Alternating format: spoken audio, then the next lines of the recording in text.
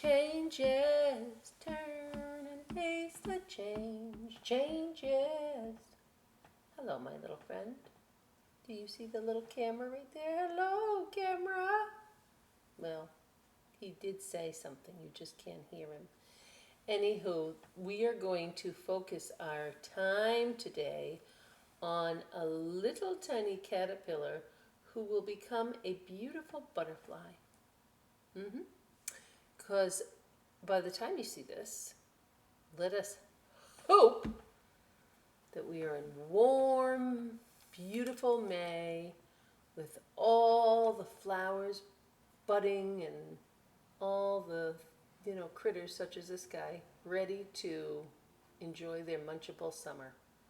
Now, munchable, yes, here we go. Let me tell you the books that we're going to get into.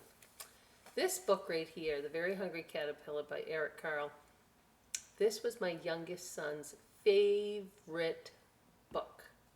If I wanted to be able to make him happy, we would sit down and read this. And it is beautiful. It's a classic story. It's from our Fowler collection here in the library, which is right off to my back shoulder here.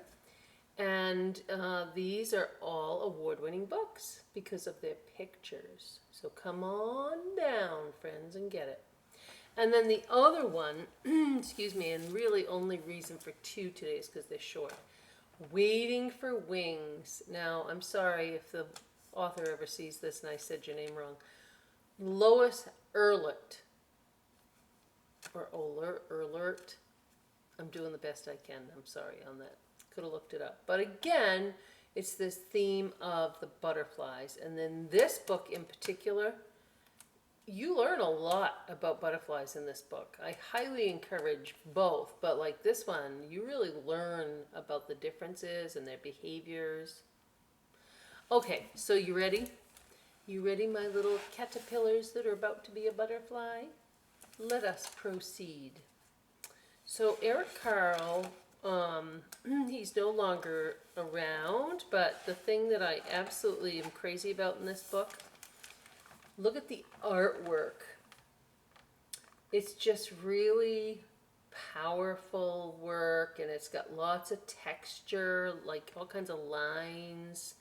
And I think you should come get it so that you and your person that you're reading with can talk about what you see in the pictures, because there's all kinds of brush strokes to focus on.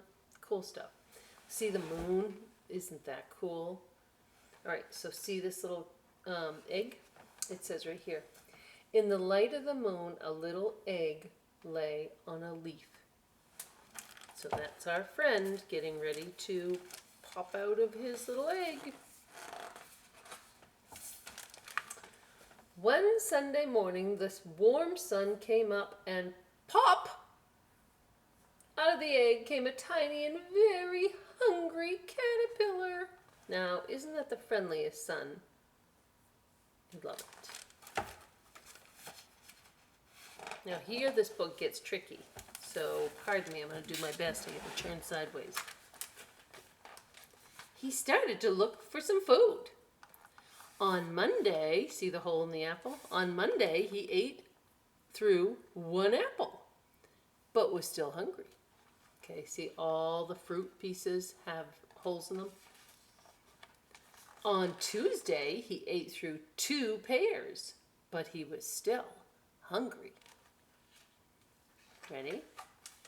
On Wednesday, he ate through 3 plums, but he was still hungry.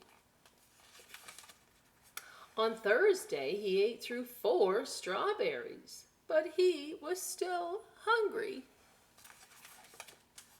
On Friday, he ate through 5 oranges, but he was still hungry.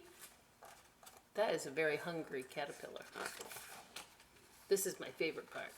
On Saturday, he ate through 1 piece of chocolate cake, 1 ice cream cone, 1 pickle, 1 slice of Swiss cheese, 1 slice of salami, 1 lollipop, 1 piece of cherry pie, 1 sausage, 1 cupcake, and 1 slice of watermelon. And that night, he had a stomachache. Well, I'm sorry to say, but he deserves a stomachache. He ate too much in one day. And he's just like this big. So you have to know your limits. You just have to know your limits. The next day was Sunday again. The caterpillar ate through one nice green leaf. See? Chomp, chomp, chomp, chomp, chomp. And after that, he felt much better. Stay in your lane, bro. Stay in your lane. Don't eat too much. Oh, look what happened after he ate too much. Now he wasn't hungry anymore. He wasn't a little caterpillar anymore. He was a big fat caterpillar. He has certainly enjoyed his food. He built a house, a small house called a cocoon around him. He stayed inside for more than 2 weeks. Then he nibbled a hole in the cocoon, pushed his way out, and... Oh, look at that. He was a beautiful butterfly. Now, really, it takes some time to look at all the patterns and colors in the wings of the butterfly as well as the little body. Okay, so yeah, I think that's the end. That is the end. I love this piece too. Look at all the holes. Look at all the holes. So come get this. If you've not ever read it, or if it's been a while, it's a treasure. And our last book for today, before we make, oh gee, he keeps falling. My little friend keeps falling. He's so small. He needs a tree. He's got to be in a tree. Or in his case, a refrigerator, because he has a magnet on him. But anyway, this book, Waiting for Wings, I love this book. Okay, so again, it has these little tiny pages first. All right, so first, look in the background. See how the stem, right, if I take that away, you can see the whole picture, but here it needs this page to finish out this picture. So background and foreground. Out in the fields, eggs are hidden from view.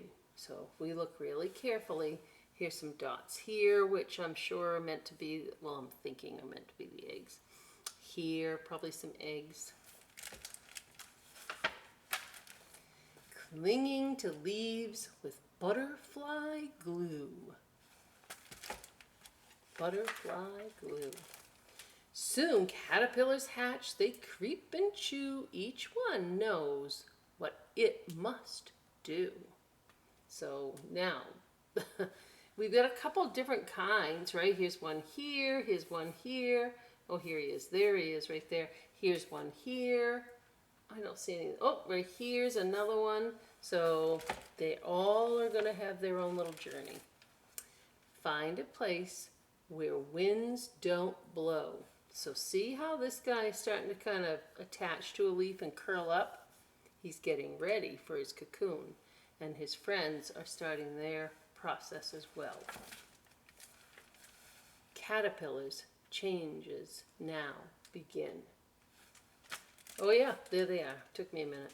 So there's the brown cocoon. This guy's cocoon is green.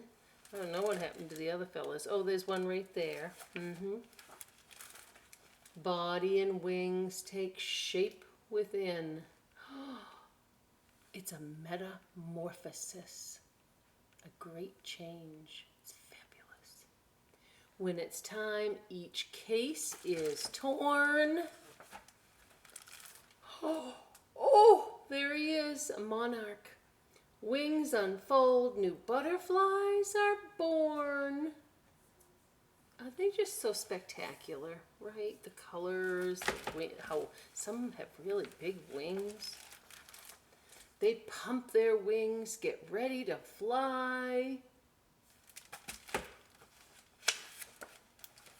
Oh, look at this. Then hungry butterflies head for the sky, looking for flowers with nectar to eat. Now I'm going kind of quickly, but I'm going to encourage you again to take this out. I'm going to take it out again, or at least take pictures, and I'm going to paint some butterflies because they're fun to draw. You could draw them. They catch a whiff of something sweet. They follow that fragrant scent of perfume. Not real perfume, but like to them, food perfume. Until they find our garden in bloom. We've been waiting for wings. Now, I really love this picture too. All the different flowers. And in a second, they're going to tell you the kind of flowers that are in that particular garden. We watch them circle, land on their feet. Is that the most colorful, beautiful page?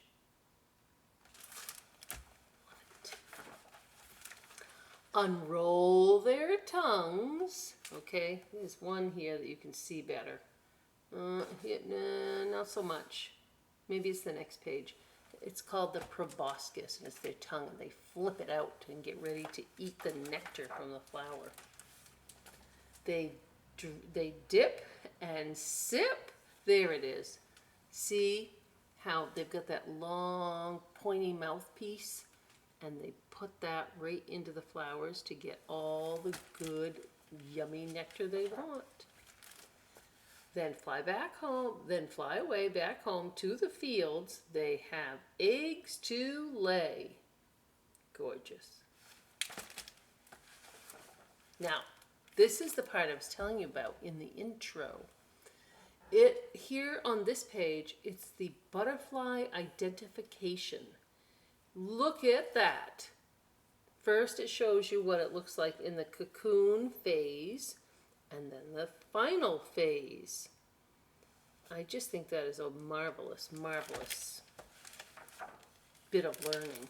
And here on this page, it talks about what is a butterfly, how does the butterfly's life begin, how does a butterfly eat, and then all those gorgeous flowers, it identifies all of those flowers for you and me. So this book takes some time, and then at the end, look, away they go. Perfect. So let's go on over to the craft table, and you can come in and make your own little friend to get ready waiting for the butterflies. Okay, off we go. Changes. Now, thank you, David Bowie. On we go to be able to talk about how to make our fun little caterpillar. So, everything's easy once you know how to do it, but let me explain. You're going to probably need some help if you're small. If you're bigger, you're going to be A-okay. So you have this beautiful piece of felt.